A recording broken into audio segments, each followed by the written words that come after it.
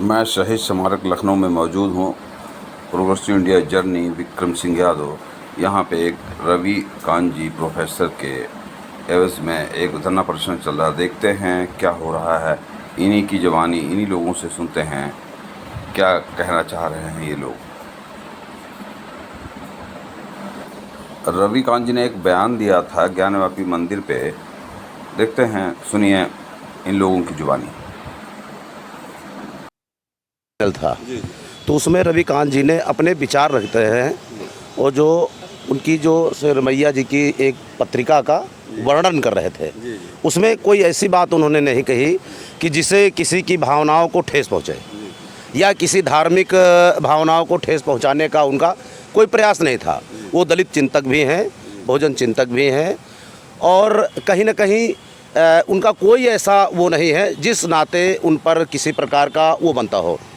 लेकिन उससे बड़ा कृत्य तो ये इन लोगों ने किया जो जिस तरीके से कॉलेज परिसर के अंदर जिस तरीके से जो घटना घटी है, लाठी डंडा लेकर वहाँ जाना, तमंचे लेकर वहाँ लहराना और मारो सालों को इस तरीके से नाना प्रकार की जो गालियाँ दी, तो क्या ये सही है?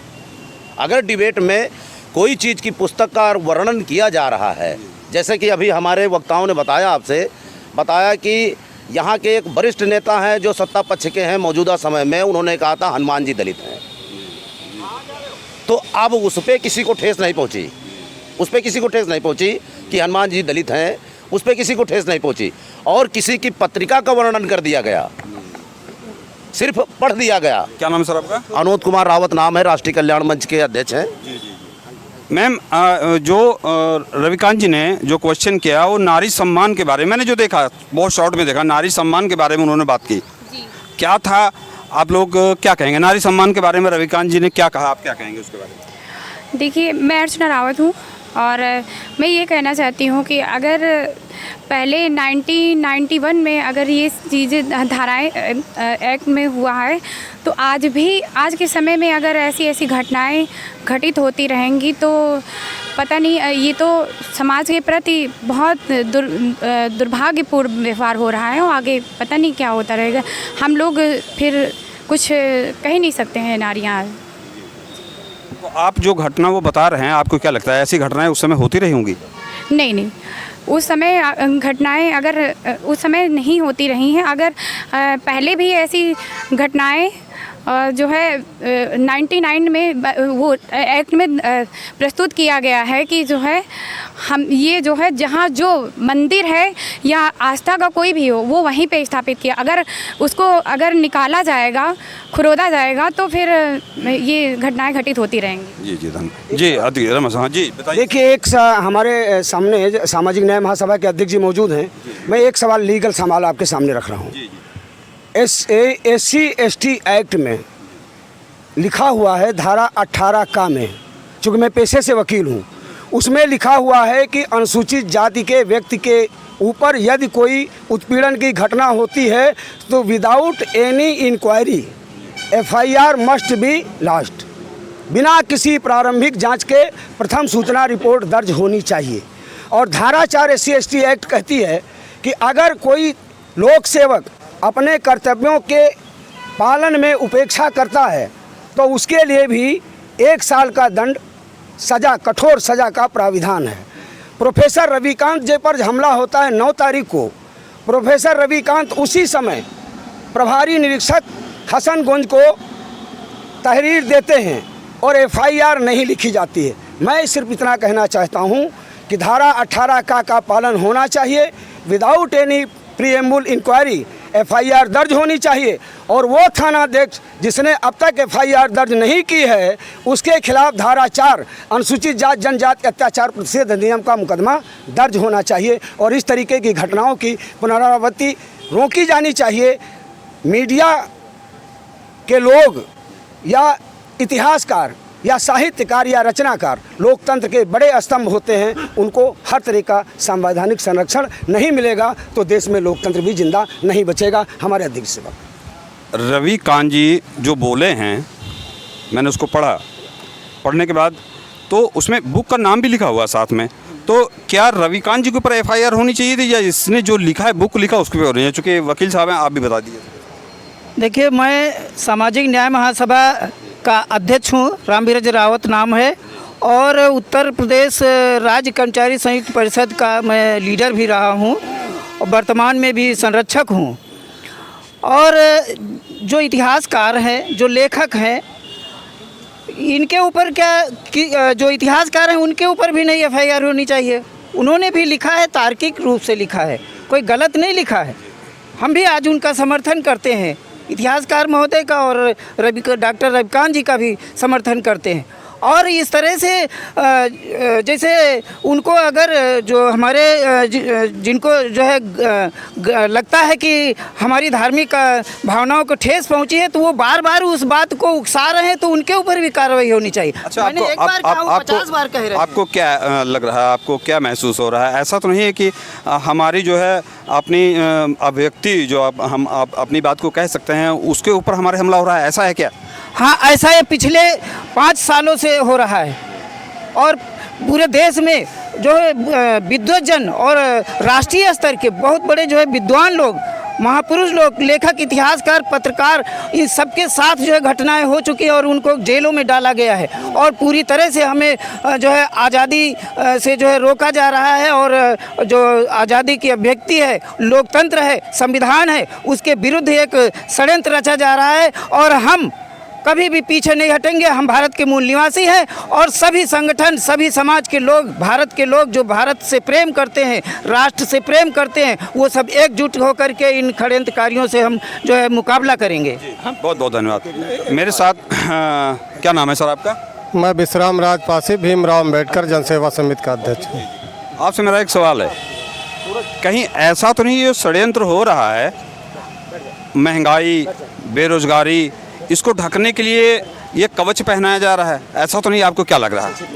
जब यह महंगाई, भ्रष्टाचार, तमाम लूटपाट, सामूहिक हत्याएं पूरे प्रदेश में हो रही हैं, इन घटनाओं को उजागर ना किया जाए, अन्य मुद्दों के माध्यम से इनको बाहर कर दिया जाए, इसलिए ऐसे षड्यंत्र किए जा रहे हैं।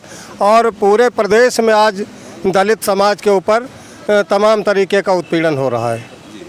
जी, आप जी, मैं आर.डी. रावत निर्मोही, अध्यक्ष डॉक्टर अम्बेडकर पासी कल्याण समिति एवं कोषाध्यक्ष पासी का मोर्चा एवं BPSS का लखनऊ का संयोजक हूँ। हमें 2 मिनट चाहिए आपसे। वास्तव में जब रायबरेली में एक पासी समाज के व्यक्ति से ठाकुर समाज के लोगों ने पैर के तलवे चटवाए थे, तो हम लोगों ने उसमें अनोद रावत जी थे और हमारे रमाशंकर जी थे और तमाम लोग जो है जा करके संगठन वहाँ पे जाके और उनकी जो है FIR लिखवाई और उसके बाद जो है दरोगा का ट्रांसफ़र हुआ। और इस बात को प्रोफेसर साहब रविकांत जी ने जो है 4 PM पे हाईलाइट किया था और ये खुन्नस वहीं से शुरू हुई। उसके बाद जो है सत्यहिंदी.com आशुतोष जी हैं, वो सत्यहिंदी.com चलाते हैं, उस पे जो है ये हो रहा था, जो विमर्श हो रहा था उसी पे हो रहा था। उसमें जो है इन्होंने पट्टाभ सीतारमैया जी जो कि जाति के ब्राह्मण हैं, उन्हीं की किताब का हवाला दिया और उसमें वास्तव में बात जो इन्होंने कही थी कि उसमें पंडों ने एक बेगम को, उनकी औरंगजेब की बेगम को गायब कर दिया था तहखाने में, और तहखाने में जब वो औरंगजेब ने ढूंढा तो वो तहखाने में मिली। ये नारी अस्मिता का सवाल है। नारी अस्मिता पे उन्होंने बोला कि हमारी जो है वो हिंदू थी, वो हिंदू थी जो औरंगजेब की पत्नी थी। तो वो जब निकली बाहर तब उसके बाद वो वहाँ पे जो है मंदिर डिमोलिश किया गया। ये बात उन्होंने केवल कही थी और कोई इसमें गलत बात उन्होंने नहीं कही थी। इसमें तो अगर ये एक तो पहली बात उन्होंने ये बताया कि नहीं यहाँ मंदिर था पहले, नंबर 1 तो ये पक्ष हो गया। दूसरी बात उन्होंने नारी अस्मिता की बात की कि इन लोगों ने ही नारी अस्मिता को वहाँ पे लूटा, ये बात है। और तीसरी बात यह है कि पट्टाभ सीतारमैया जी ब्राह्मण हैं, उनके ऊपर ये FIR करते, इनके ऊपर FIR नहीं करना चाहिए था। सच तो ये है कि जो रविकांत जी हमारे दलितों के, पिछड़ों के सारे मुद्दे डिबेट में उठाया करते हैं, इससे लोग जो है खुन्नस खाए हुए हैं और खुन्नस खा करके उस दिन जो है इनको जो है गाली गलौज किया। यहाँ तक कि अगर कमरे में ना बंद हो जाते तो इनको मार दिया जाता। वहाँ पे एक विभूति राय जी हैं, वो कह रहे हैं इनको जुतिया दो, इनकी हिम्मत है। अगर ये जुतिया दे गए तो हमारा समाज चुप नहीं बैठेगा और इनको भी जुतिया देगा। इसी बात से जो है अपनी बात समाप्त करते हैं। आप कुछ बोलेंगे? आइए।